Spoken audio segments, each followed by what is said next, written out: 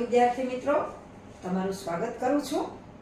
આપણે લઈએ છીએ ધોરણ 10 ગણિત. એની અંદર પ્રકરણ જે 12 છે પૃષ્ઠફળ અને ઘનફળ, એમાં સ્વાધ્યાય 12.1 એનો આપણે 8મો દાખલો હવે કરવાનો છે.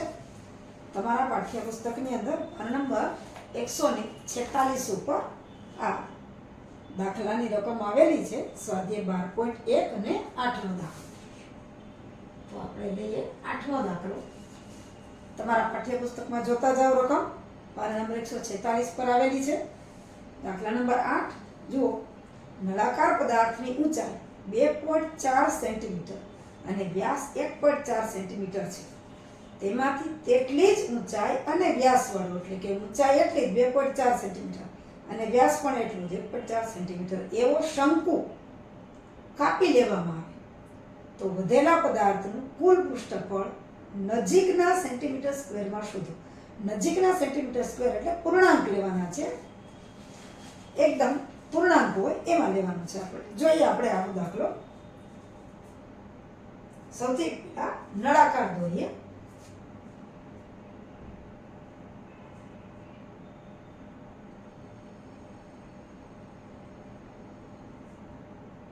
આવો એક નળાકાર આપણી પાસે છે. એમાંથી શું કીધું છે કે તેટલી જ ઊંચાઈ અને વ્યાસ વાળો શંકુ કાપી લેવામાં આવે. આવો શંકુ છે એક કાપી લેવામાં આવે.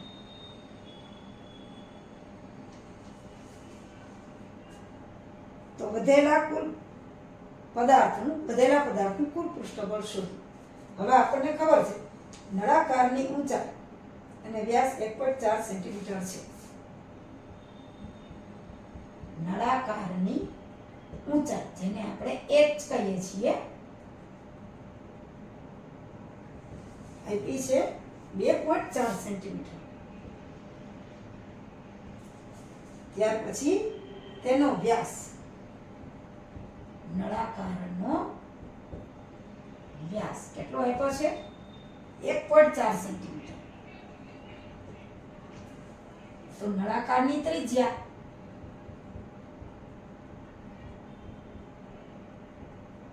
આપણને ખબર છે કે વ્યાસ ભાગ્યા 2 એટલે ત્રિજ્યા થાય 1.4 ભાગ્યા 2. તો ત્રિજ્યા r બરાબર 7 દુ 14 એટલે કે 0.7, એક આંકડા પછી પોઈન્ટ આવે, આટલા સેન્ટીમીટર ત્રિજ્યા હશે. હવે તેટલી જ ઊંચાઈ અને વ્યાસ વાળો શંકુ, એટલે શંકુ છે એની ઊંચાઈ પણ આટલી જ છે 2.4 અને એની ત્રિજ્યા પણ આટલી છે, એટલે કે વ્યાસ, એનો પણ વ્યાસ 1.4 છે એટલે એની પણ ત્રિજ્યા 0.7 જ હોય. શંકુની ઊંચાઈ ઈ પણ h બરાબર 2.4 સેન્ટીમીટર છે અને શંકુની ત્રિજ્યા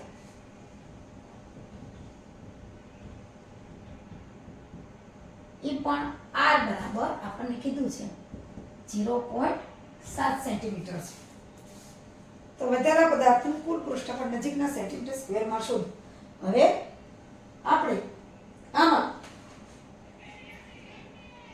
એક તો નળાકાર છે એની વક્ર સપાટીનું ક્ષેત્રફળ લઈશું.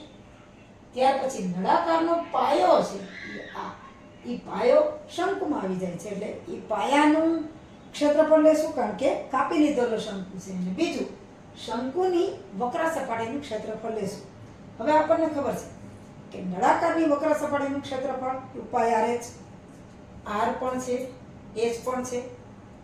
નળાકારના પાયાનું ક્ષેત્રફળ એટલે કે વર્તુળનું ક્ષેત્રફળ πr વર્ગ, પાય એટલે આપણે 22 સપ્તમાંશ લેવાના છે, કંઈ કીધું નથી એટલે, અને ત્રિજ્યા તો છે જ. હવે શંકુની વક્ર સપાટીનું ક્ષેત્રફળનું સૂત્ર છે πrl. તો આપણી પાસે h છે અને r છે પણ l નથી. આપણને ખબર હોય તો જે શંકુ આકાર હોય છે, યાદ કરાવી દઉં તમને. શંકુ આકારમાં આ જે છે ઊંચાઈ h છે, આ l છે, આ r છે અને આ h છે. તો શંકુ માટે આપણી ત્રિજ્યા છે આપણી પાસે 0.7 ઊંચાઈ પણ આપણને આપી દીધી છે કે જેટલી નળાકારની છે એટલી જ ઊંચાઈ છે 2.4. પણ વક્ર સપાટીનું ક્ષેત્રફળ પાઈ આર એલ થાય સૂત્ર, અને એલ નથી એટલે આપણે h અને r ઉપરથી આ એલ આપણે શોધવાનો છે. h અને r છે એકબીજાને કાટખૂણે છે એટલે પાયથાગોરસના સિદ્ધાંત પ્રમાણે l નો વર્ગ બરાબર h વર્ગ વત્તા r વર્ગ, એટલે આપણે l શોધવાનો છે. l વર્ગ h આપણી પાસે છે 2.4 અને r છે એ છે 0.7. આમાં આપણે l શોધવાનું છે. હવે 24 × 24 2.4 × 2.4 આપણે કરી લઈએ સાઈડમાં. 2.4 × 2.4 તો 576 થાય એટલે 5.76 થશે, પણ જોઈએ તો 0 4 દુ 8 2 દુ 4 એટલે 16 નો છગડો વધી 1 4 દુ 8 ને 1 9 6 9 ને 8 17 ના 7 વધી 1 એટલે 5 1 અને 2 આપણા પછી પોઈન્ટ એટલે 5.76 આવશે. અને આની તો આપણને ખબર છે 7 × 7 એટલે 49, 2 આપણા પછી પોઈન્ટ એટલે 0.49. પોઈન્ટમાં ખાસ ધ્યાન રાખજો 1 અને 2 એટલે આ બાજુથી ડાબી બાજુથી 2 આંકડા પછી પોઈન્ટ આવે. અહીંયા 47 49 પણ 2 આંકડા પછી ડાબી બાજુથી પોઈન્ટ એટલે 9 અને 4 પછી પોઈન્ટ આવે. હવે આનો આપણે સરવાળો કરવાનો છે કે l વર્ગ. આમાં સરવાળામાં બરોબર જોજો, પોઈન્ટની નીચે પોઈન્ટ જ હોવું જોઈએ, નહીતર સારા હોશિયાર વિદ્યાર્થીઓ અહીંયા સાવ સામાન્ય સરવાળા બાદબાકીમાં ભૂલ કરી જાય છે. 5.76 વત્તા 0.49 9 6 5 ના 9 6 15 ના 5 7 ને 1 8 8 ને 4 12 ના 2 5 ને 1 6 એટલે આવ્યો 6.25 l સ્ક્વેર. પણ આપણે l સ્ક્વેર નથી જોતો પણ l જોઈએ છે એટલે l બરાબર √6.25 એટલે 6.25 નું વર્ગમૂળ કાઢવું હોય 6.25 નું વર્ગમૂળ લગભગ બધાને આવડતું જ હોય. 25 × 25 એટલે 625 થાય. તો l બરાબર 25 × 25 એટલે 2.5. અથવા તો તમે આમ પણ કરી શકો કે l વર્ગ બરાબર 2.5 નો વર્ગ 25 × 25 અને તેથી l બરાબર 2.5. આ રીતે પણ થાય વર્ગ અને વર્ગમૂળમાં પણ લઈ શકો. એટલે 25 × 25 6.25 આવે છે એટલે l છે એ આપણે 2.5 મળી ગયા. હવે l ની કિંમત આપણે સૂત્રમાં મૂકી અને આજે બાકી રહેલો વધેલા પદાર્થનું કુલ પૃષ્ઠફળ આપણે શોધવાનું છે. વધેલા પદાર્થનું કુલ પૃષ્ઠફળ, વધેલા પદાર્થનું કુલ પૃષ્ઠફળ બરાબર આવશે નળાકારની વક્ર સપાટીનું ક્ષેત્રફળ. નળાકારની વક્ર સપાટીનું ક્ષેત્રફળ વત્તા નળાકારના પાયાનું ક્ષેત્રફળ.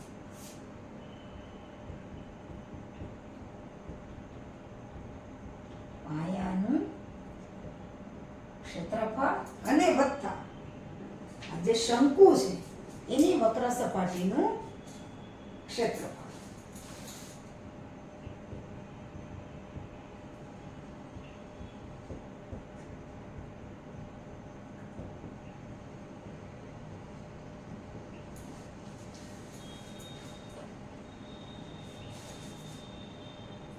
તો વધેલા પદાર્થનું કુલ પૃષ્ઠફળ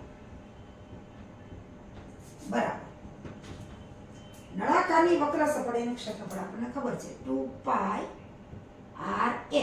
વત્તા નળાકારના પાયાનું ક્ષેત્રફળ. પાયો છે એ ગોળાકાર છે એટલે πr વર્ગ અને વત્તા શંકુની વક્ર સપાટીનું ક્ષેત્રફળ πr l.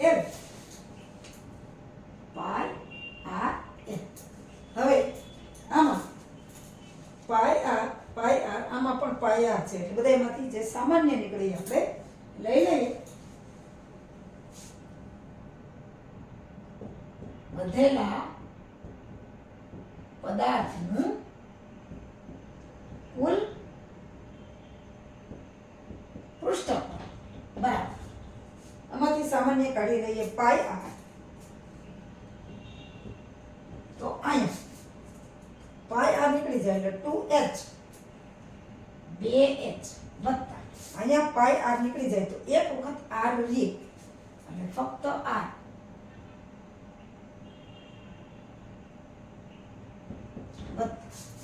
પાઈ આર નીકળી જાય એટલે અહીંયાથી રહેશે ખાલી 1. હવે આપણે પાઈ નું કઈ કીધું નથી એટલે 22 સપ્તમાંશ. આર આપણને ખબર છે, h ખબર છે અને l ખબર છે. તો વધેલા પદાર્થનું કુલ પૃષ્ઠફળ બરાબર 22 ના છેદમાં 7 આર 0.7. હવે h આપણને ઊંચાઈ કીધી છે 2.4 એટલે મારે મોટો કૌંસ કરવો પડ્યો. r 0.7 અને l આપણે h અને r ઉપરથી મેળવ્યા 2.5. હવે જો આ 7 ન ઉડે કારણ કે 0.7 છે. એને ઉડાડવા હોય તો 7 છે એના છેદમાં 10 મૂકવા પડે કારણ કે પોઈન્ટ પછી એક આંકડો છે એટલે અંશમાં હોય તો છેદમાં એકડો ને એક બિંદુ, છેદમાં હોય તો અંશમાં. અહીંયા 7 છે, પોઈન્ટ 7 ને આપણે 7 કરવા હોય તો છેદમાં 10 મૂકવા પડે. અહીંયા 4 દુ 8 અને 2 દુ 4 એટલે 24 દુ 48 વત્તા 0.7 અને વત્તા 2.5.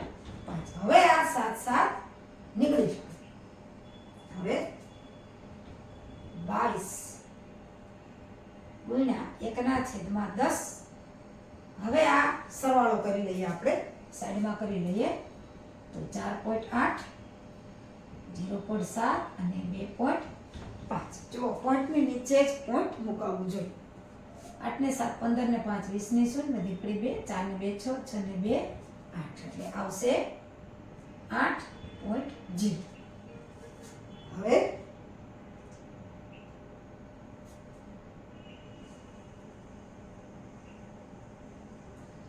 2 ચોક 8 લઈએ અથવા તો છેદમાં 5 આવશે. છેદ નથી ઉડાડવા, આપણે 22 ગુણ્યા 8 કરીએ અને છેદમાં 10 મૂકી દઈએ સરળતાથી પોઈન્ટ મુકાઈ જશે. 22 ગુણ્યા 8 આડું 16 નો 6 વધી આવી 1 આડું 16 ને 17 176 બરાબર 176 ના છેદમાં 10 એટલે કે 17.6. 17.6 આવ્યા જવાબ. તો વધેલા પદાર્થનું કુલ પૃષ્ઠફળ, વધેલા પદાર્થનું કુલ પૃષ્ઠફળ આવ્યા 17.6 અને એકમ જે હોય આપણી પાસે એકમ છે સેન્ટીમીટર છે એટલે સેન્ટીમીટર વર્ગ. પણ જુઓ આપણને કીધું છે કે વધેલા પદાર્થનું કુલ પૃષ્ઠફળ નજીકના સેન્ટીમીટર સ્ક્વેરમાં શોધો. નજીકનું સેન્ટીમીટર સ્ક્વેર એટલે કે 17.6 નજીકનો પૂર્ણાંક આપણે લેવાનો છે. આમાં જવાબ આવ્યો છે કે વધેલા પદાર્થનું કુલ પૃષ્ઠફળ 17.6 સેન્ટીમીટર સ્ક્વેર. જુઓ વધેલા પદાર્થનું કુલ પૃષ્ઠફળ બરાબર છે 17.6 સેન્ટીમીટર સ્ક્વેર. હવે આપણને જુઓ ચોખવટ છે કે પદાર્થનું વધેલા પદાર્થનું કુલ પૃષ્ઠફળ નજીકના સેન્ટીમીટર સ્ક્વેરમાં શોધો. એટલે આ 17.6 એટલે પૂર્ણાંક લેવાનો છે. 17.6 17.5 થી પણ વધારે છે એટલે 18 ની નજીક છે. એટલે આપણે લઈએ કે વધેલા પદાર્થનું કુલ પૃષ્ઠફળ નજીકના સેન્ટીમીટર સ્ક્વેરમાં જવાબ આવે છે 18 સેન્ટીમીટર સ્ક્વેર. નજીકના સેન્ટીમીટર સ્ક્વેરમાં વધેલા પદાર્થનું કુલ